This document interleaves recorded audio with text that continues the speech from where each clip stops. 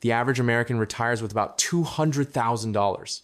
Not $2 million, not even $500,000, $200,000.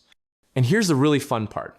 According to Fidelity's data, if you're between 55 and 59 right now, you've probably got around 240,000 saved. By the time you hit 60 to 64, that number crawls up to 246,000. And when you finally hit 65 and beyond, 251,000. So in a full decade of your peak earning years, the average person adds about $11,000 to their retirement savings. That's $1,000 a year. Meanwhile, a new iPhone costs you more than that. Now, most people think you need at least $1 million to retire. And honestly, that would be phenomenal. But only 2 to 4% of Americans actually hit that number. The rest of us, we're working with pocket change compared to what we thought we'd need. And this creates a fascinating psychological problem I want to walk you through, because understanding how we got here explains basically everything broken about the American retirement system. I'm going to explain exactly how the retirement math actually works, why it's getting progressively weirder, and what this means for anyone who plans to stop working before they die. Because here's what nobody wants to admit. We built a retirement system that practically guarantees most people will keep working after 65, and we pretend like that was always the plan. So think of retirement savings like a battery. That's the metaphor we're going to keep coming back to. You spend 40 years charging this battery, and then you need it to power your life for another 30 years without being able to recharge it. The question is, how big does your battery need to be? There's this rule called the 4% rule. Basically, if you withdraw 4% of your retirement savings every year, the math says your money should last about 30 years. So let's run that calculation with the actual numbers most Americans are working with. $240,000 times 0.04 equals $9,600 per year. That's $800 per month from your retirement savings every month for the rest of your life. Now you're asking yourself, how does anyone live on $800 a month? They don't. That's why Social Security exists. The average Social Security check right now is about $2,000 per month. Add that to your $800 from savings, and you're looking at about $2,800 monthly income in retirement. Here's where it gets interesting. Studies show that the average retired person needs about $5,000 per month to maintain a basic lifestyle. Not luxury, not traveling the world, basic.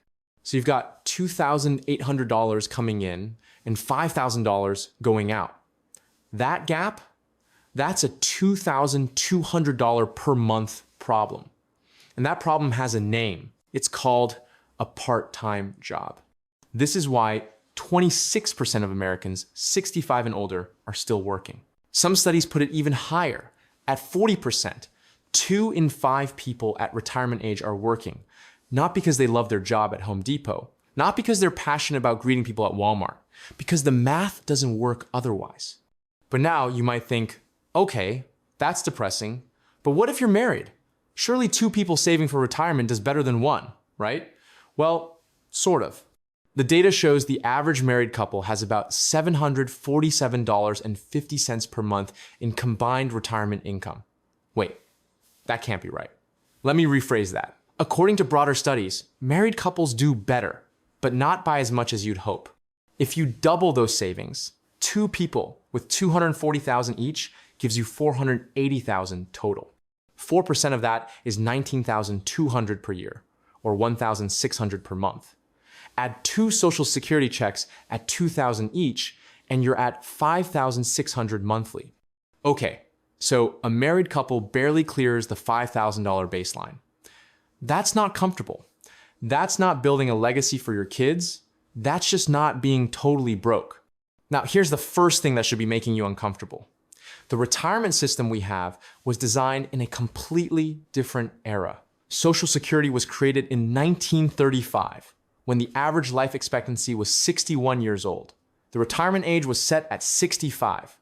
The system was literally designed assuming most people would die before they collected much. That's not cynical. That's just math. You pay in your whole life, collect for a few years, then die.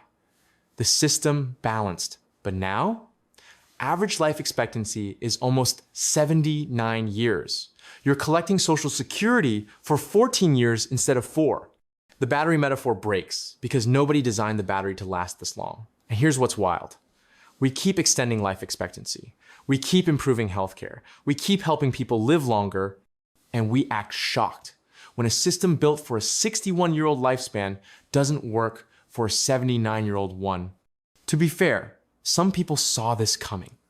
That's why we have 401ks and IRAs and all these individualized retirement vehicles. The idea was simple. Companies don't want to pay pensions anymore. That's expensive and unpredictable. So we'll shift the responsibility to individual workers. You save your own money, you manage your own investments, you take on your own risk. Freedom, right? Personal responsibility. Except here's the problem nobody mentions. Most people are really, really bad at this. And I don't mean that as an insult.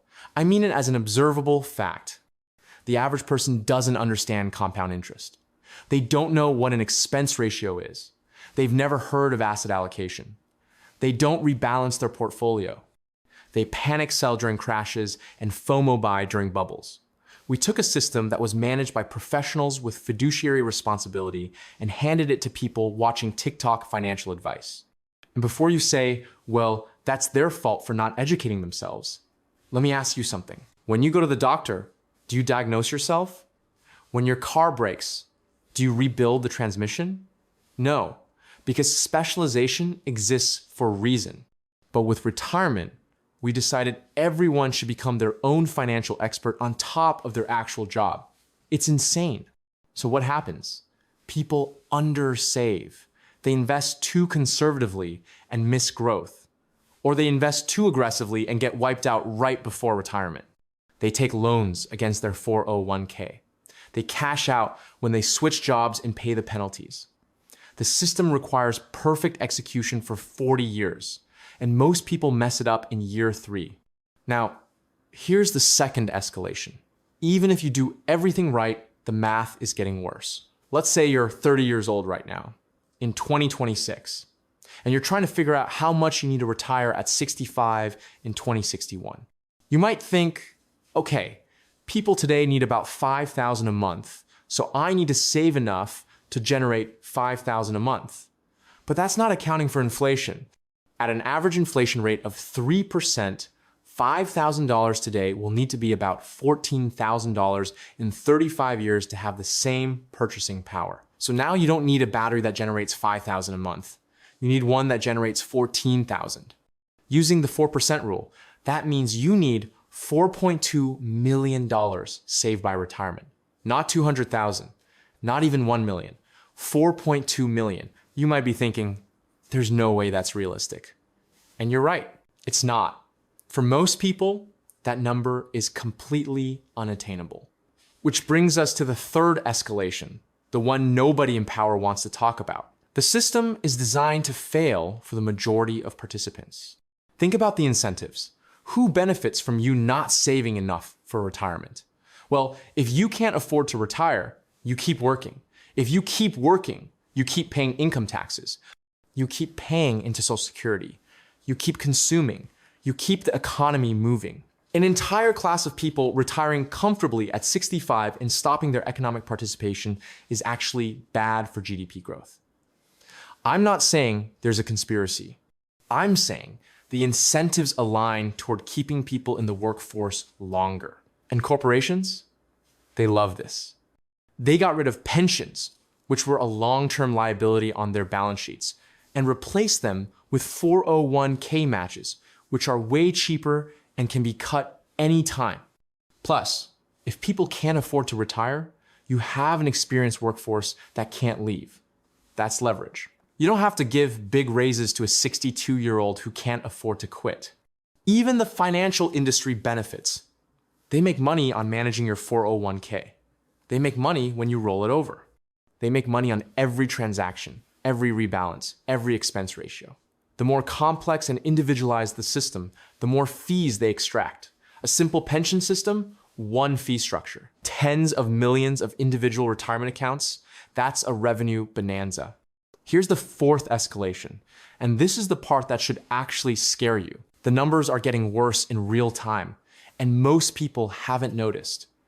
Go look at Fidelity's retirement savings data by generation. Boomers, who are retiring now, have an average of about $251,000 at 65 plus, like I said.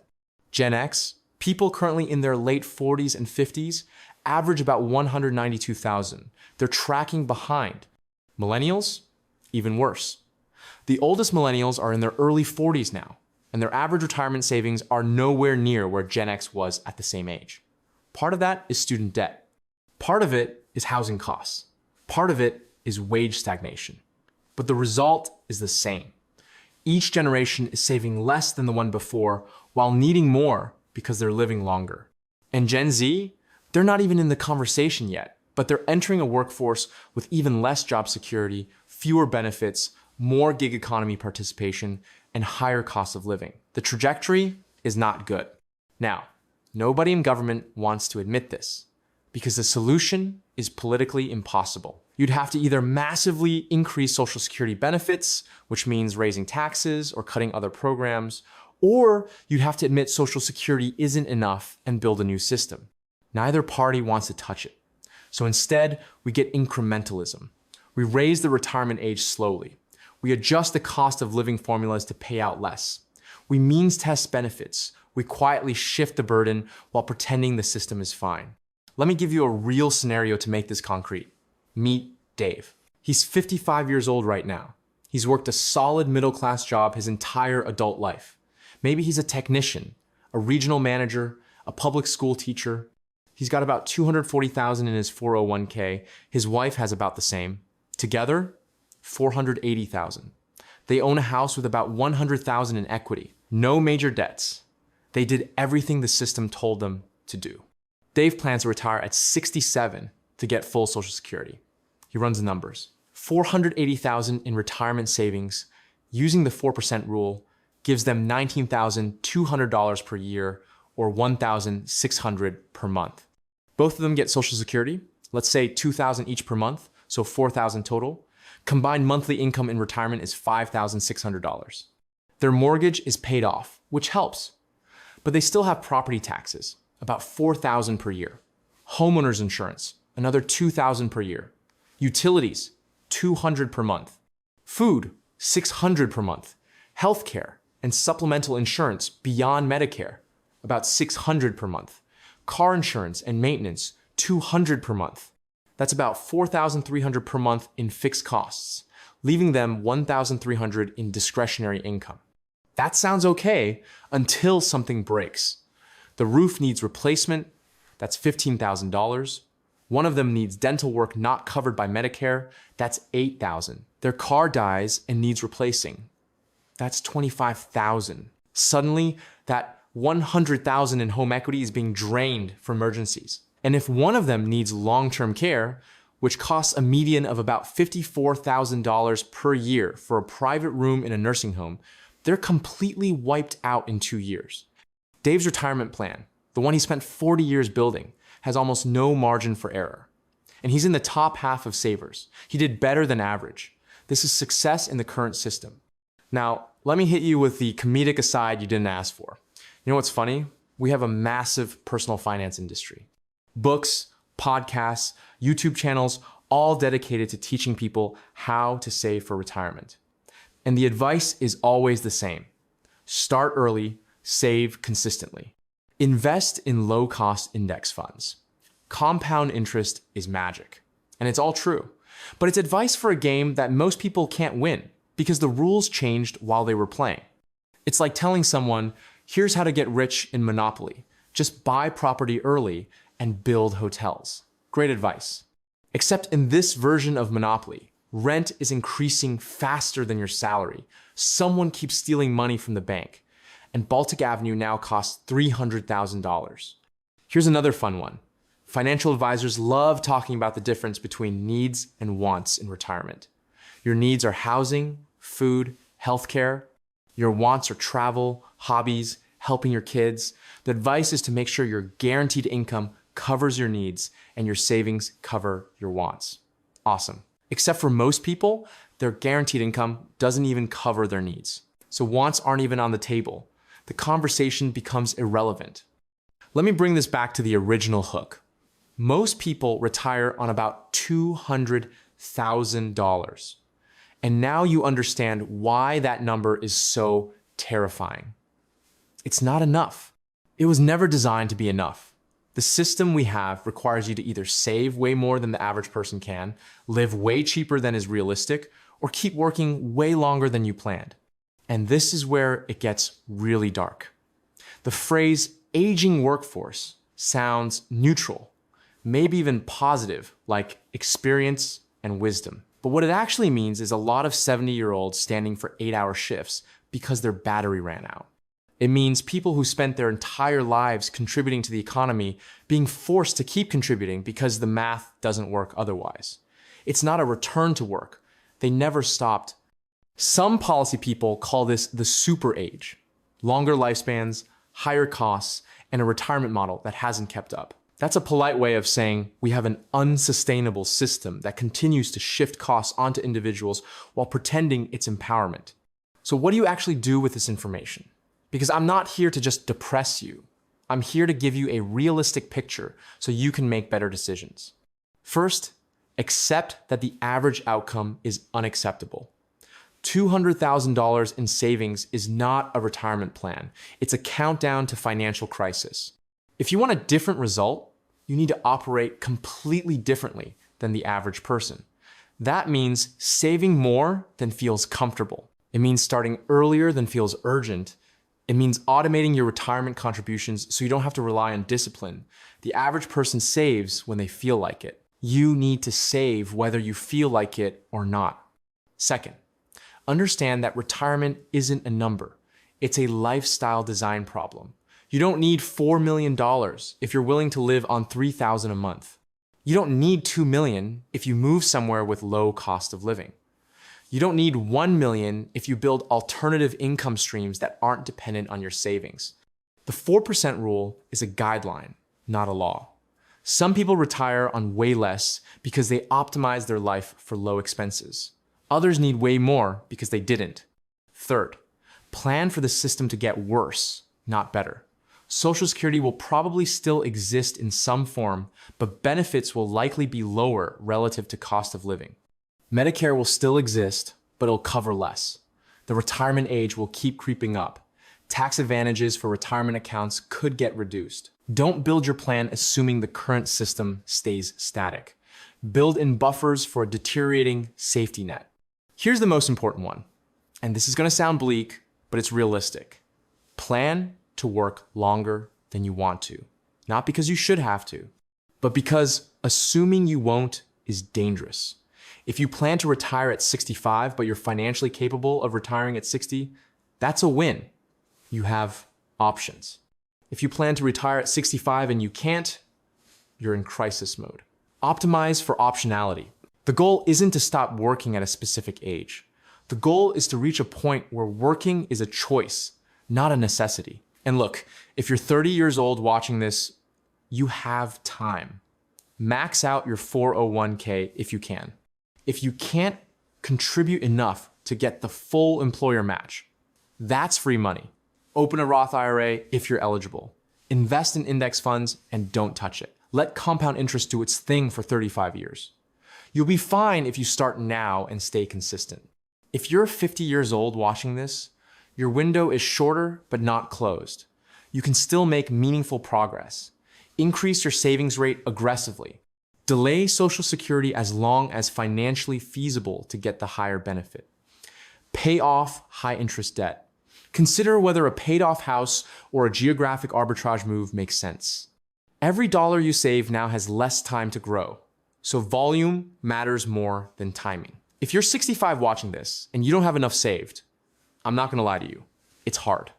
But it's not hopeless. You need to get very honest about your budget. Cut ruthlessly. Find part-time work that doesn't destroy your body. Delay Social Security to 70 if you can swing it. Move to a lower cost of living area. Maybe consider a roommate or multi-generational living.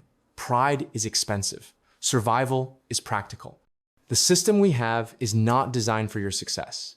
It's designed to extract maximum productivity from you for as long as possible while shifting all the risk onto your shoulders. Understanding that isn't pessimism, it's clarity. And clarity is the first step to making better decisions. Most people retire on $200,000 and hope it works out. You now know exactly why that's not a plan. The question is whether you're going to do something different or just become another data point in the next Fidelity report. Because the system isn't going to save you. Your employer isn't going to save you. The government isn't going to save you.